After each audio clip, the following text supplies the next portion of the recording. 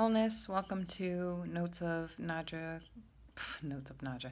Notes of Nara. My name is Naja Rashida, and I'm a little bit behind on schedule with the videos, but hopefully you'll get this in time for today. I didn't post Friday for sure.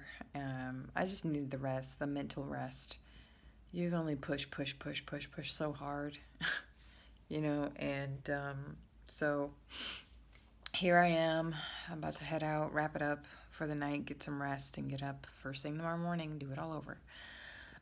So, for accountability, I really wanted to share this with you all. And I think this is just a kind of a kind reminder, or maybe a frank reminder.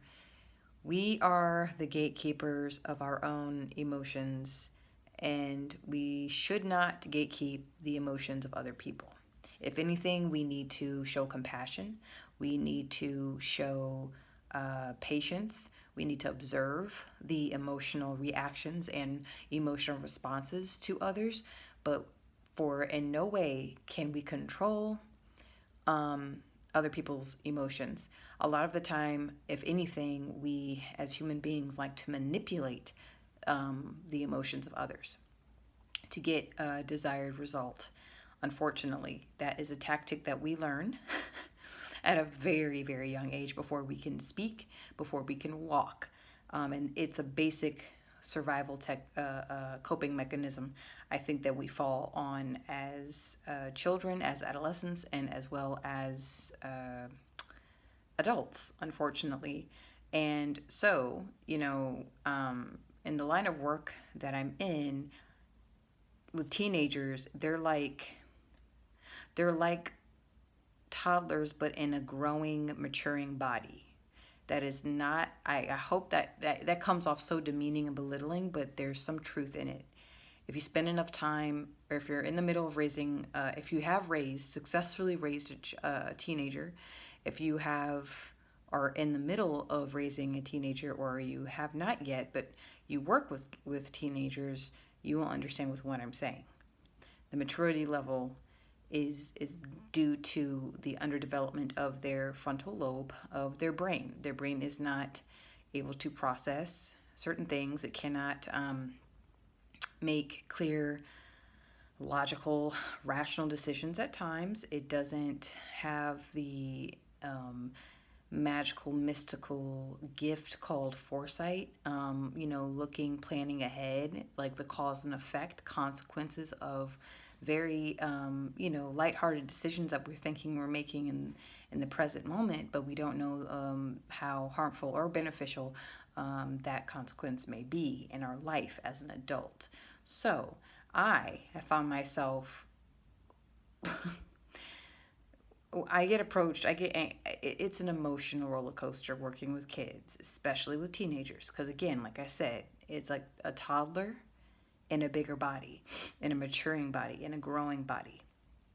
That's turning into an adult, and so everything is brand new to them. They're green.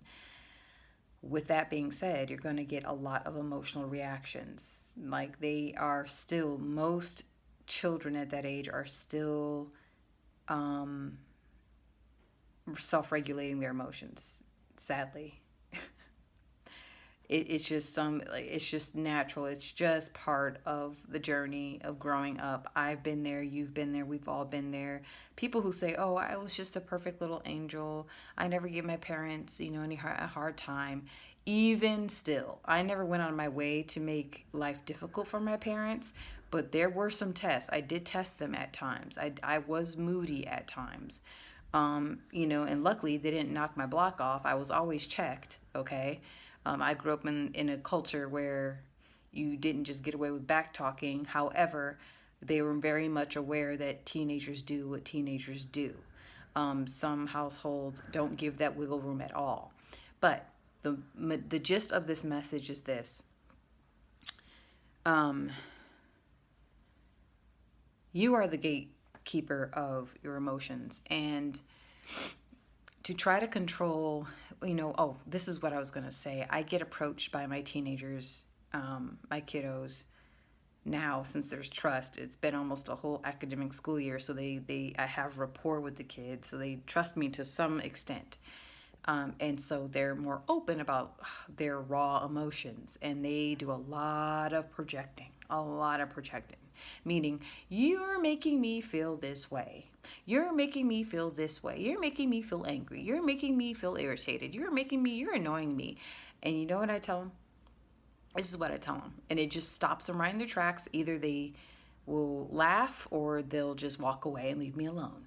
Um, but this is what I say without being disrespectful or hurtful. I tell them, I say, I'm so sorry, but I'm not in control of your feelings. I'm not in control of your feelings. Your feelings are your feelings. I cannot make you feel anything. If anything, you're allowing me to make you feel a certain way.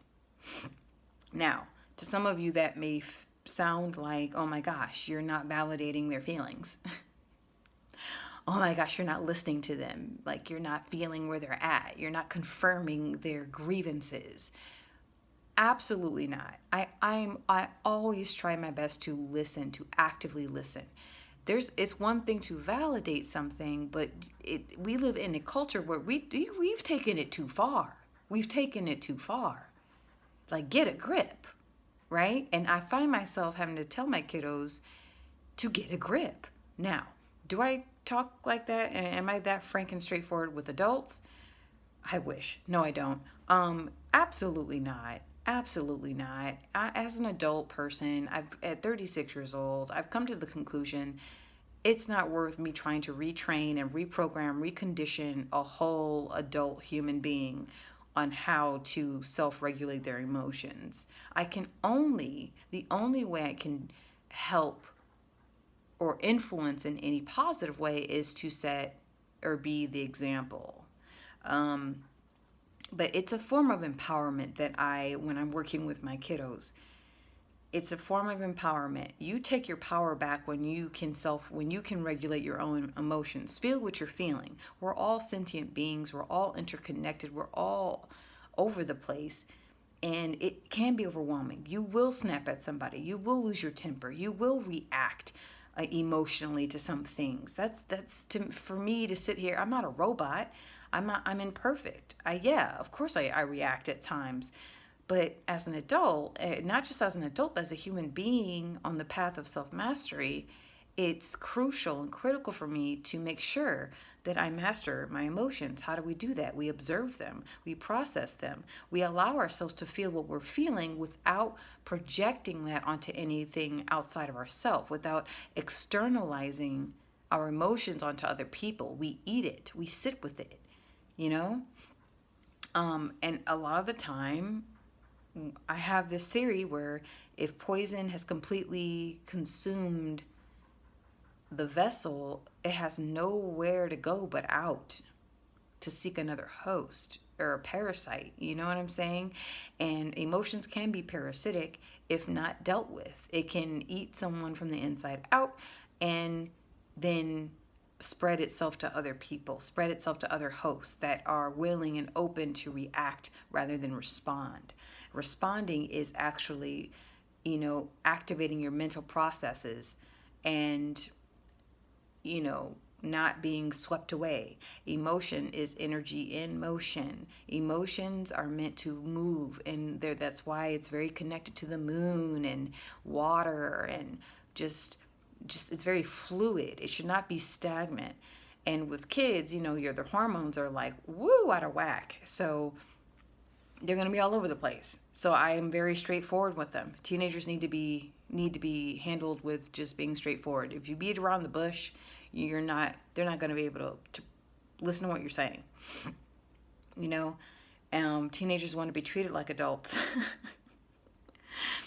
And so they want to act like adults. They don't want to be a kid. To be a tweenie, to be between adulthood and childhood it's a screwy place to be for a while. Thank God it's temporary for some. Some people get stuck there and they don't grow up. They call it arrested development, and unfortunately that is a thing. But yeah, I just didn't want to make this video too long, but that's just the truth of where I'm at with this whole accountability thing. Like, feel your feelings, you know what I'm saying? But make sure you gatekeep your own and don't gatekeep other people. You don't, like, I've had people close, people that I loved, people that I cared about, respected, tell me I need to feel a certain way about certain things. It's like, who are you to tell me how I should be reacting or responding to anything? That's not your responsibility. Your responsibility is to govern you. Your responsibility is to process your stuff. You don't put it, it's almost like when someone is grieving a loss, grief doesn't just, you can't force people to process their grief in the way you process grief, or in the way you process success or failure or happiness or anger. It's just an unfair expectation to put on someone else. Like, stop trying to manipulate and control. You know, I had one person in my life that would get angry when I would cry, like have a bad, like a real bad cry, you know, the ugly cry, and just they would just get really angry and more frustrated. And I'm like, in the moment where you think that they would console and support and say, hey, it's all right, it's okay, or just sit in silence, no, it was the other way around, because they couldn't control the situation, right? They couldn't control the intensity of it.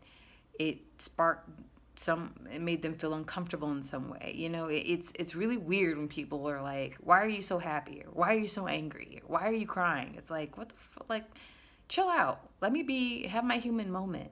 So allow people to have their human moments. If you see someone reacting to how you are responding to them, let them, you know, I always check it. I check it at the door, like, okay, why? You're making me feel angry. Why? Why am I making you feel angry? I am not the god of your emotions. I'm not holding up a magic, you know, wooden wand and going abracadabra, right? Or Mythicus Biticus, you know, that Harry Potter shit. I'm not doing that. I force them, I empower them. Now, when it comes to validating someone, to me, validation is just hearing and listening to people. Like, holding space for them, being present with them. Your presence confirms, is a huge confirmation for people who need it most at the time that they need it. Not this, you're right, you're so right. I don't do that shit. I'm not gonna take sides. What you need is my presence. You need me to be present. You need me to listen. You know what I'm saying? You need me to show compassion for you, but I'm not gonna stick around and kiss ass. You know what I'm saying? Like, we all have feelings. We all have emotions. And we are all deeply sentient and empathic and sensitive and psychic to one another. More than we can ever own up to, really, or realize. So with that, that's it. May this message find you well and whole. You know, like, with projecting and stuff, like, people are gonna do that all the time, because they don't know how. To me, when people project, they just don't know how to self-regulate their own shit, like their own stuff. They really, really don't. People who seek tons of validation and confirmation, really feel deeply insecure and about themselves and about their own, where they stand. And so they need someone to tell them that they're doing the right thing. They need someone to tell them that they're doing a good job. They need someone to tell them that they're on the right path. And we all have a little bit of that. I have a little bit of that. You have a little bit of that. Some people have a lot of that, right? There are times in my life where I needed someone to tell me, but now I'm like, I don't really. I know if I'm giving 1,000% on something, and I know when I'm giving 50% on something. Do I feel like shit when I should be giving 85 or 100% on something, and I only give out 35%? Yeah, but usually that's because I'm mentally freaking exhausted and I have no more energy left. When it gets to that point, it's not out of malice, you know. So yeah, may this message find you well and whole, and I hope you get this message in time before Tuesday. Wholeness. Bye.